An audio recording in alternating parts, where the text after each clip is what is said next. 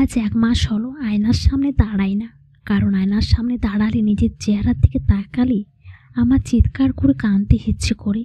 না আমি ফর্সা কোনো কালই ছিলাম না, তবে কালোও নয়। মায়ের পরম যত্নের আমাকে কেউ কখনো কালো বলতে পারেনি। আমার বাবা কৃষিকাজ করেন, শখ করে মোটা অঙ্কের যৌতুক দিয়ে বিয়ে দিয়েছিলেন সরকারি চাকুরিজীবীর কাছে। বিয়ের সময় বলেছিল বাসায় রাখবে, কিন্তু বিয়ের পর তাদের কোনো কথাই রাখেনি। আমাকে এক নাকফুল ছাড়া কিচ্ছু দেয়নি। বিয়ে 3 বছর শেষ, বাসায় নেবে না কখনো বলি।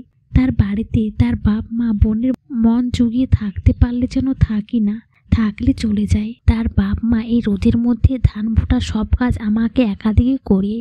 এত কাজ করার ফলে 2 দিন আগে অসুস্থ হয়ে গেছিলাম, সারা রাত বমি করেছি। পরে 3টা ইঞ্জেকশন আর সেলাইন করে সুস্থ হয়েছি। একদিন পর থেকে আবারও কাজ, ধান তুলে এসে আবার রান্না করতে হয়, তাও আবার একা সব। একদিন বাবা আমাকে না জানিয়ে বাড়িতে এসেছিল, 2 হাত ভর্তি জিনিসপত্র, কিন্তু আমার শ্বশুর বাড়ির মানুষরা না জানিয়ে আসার জন্য এক বিন্দু মাত্র অপমান করতে ছাড়েনি। তার উপর আমার নানার দোষ। শেষে আমার বাবা কাঁদতে কাঁদতে চলে গিয়েছিল।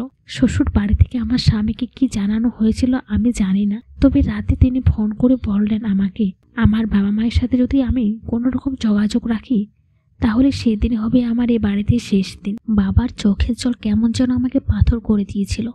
আমি তাদের সাথে আর যোগাযোগ রাখিনি অজানা অভিমানে। আমার মা বাবার হাহাকার আমার মনের পাথর গলাতে পারিনি, কিন্তু তাতে আমার শ্বশুরবাড়ির কেউ সন্তুষ্ট হতে পারেনি। অনাবরত আমাকে কথায় আঘাত করত। স্বামীও বাড়ির সবার কথা শুনে যা না তা বলতো। একবার স্বামী ছুটিতে আসলো বাড়িতে, শাশুড়ি তার কানে কি যেন বিষ দিয়েছিল জানি না। রাতে আমাকে কিছু না বলে এমন মার মারলো, টানা 1 সপ্তাহ বিছানা থেকে উঠতে পারলাম না। কিন্তু এর মধ্যে কেউ আমাকে একটা ওষুধও এনে দেয়নি।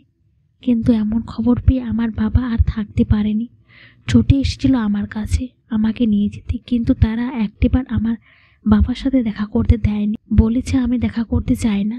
তারপর দৌড় করে বাড়ি থেকে বের করে দিয়েছে। আমি বাবার সাথে যেতে চাইলে আমার শাশুড়িও আমাকে আবারও মারে। সেদিন আমার বাবার কান্না আহাজুড়ে আমার কানে ধূপ করে বেজে উঠল। আমার মনের পাথরটা একটু গড়ল। সে সাথে প্রত্যেককে শিক্ষা দেওয়ার প্রতিজ্ঞা মনের মধ্যে জ্বলে উঠল। অসুস্থ হয়ে আবারও 15 দিন বিছানায় পড়ে রইলাম। একটিবার কেউ তাকিয়ে দেখল না। এদিকে আমার স্বামীর চাহিদা পূরণ করতে পারছিলাম না। তো সে জানালো সে যেখানে থাকে সেখানে একজনকে পছন্দ করে তাকে বিয়ে করতে চায়। যে বলা সে কাজ। পরের দিন ঘরোয়াভাবে তাদের বিয়ে হলো আমারই চোখের সামনে। আমাকে ঘাড় ধাক্কা দিয়ে বের করা হলো ঘর থেকে স্টোর রুমে। আমি সেদিন চিৎকার করে বলেছিলাম, কেন এমন করছেন আপনারা আমার সাথে? আমাকে পছন্দ না তো আমাকে বাবার কাছে যেতে দিন। আমার স্বামী চুলের মুঠি ধরে বলল, তাহলে তোর কেবিনের টাকা কে দিবে? তুই মরে যা, তাহলে তোর বাবার কাছে তোকে দিব। তোকে শুধুমাত্র যৌতুকের জন্য বিয়ে করেছিলাম। আমার স্বামীর দ্বিতীয় বউ আমাকে দেখেও না দেখা ভান করে স্বামীকে নিয়ে ঘরের দরজা আটকালো। এবার আমার মনের পাথরগুলো পুরোপুরি গড়ল। বাবা মাকে ভীষণ মনে পড়লো, তাদের একটিবার দেখতে গেছে। এভাবে আরও 7 দিন গেল।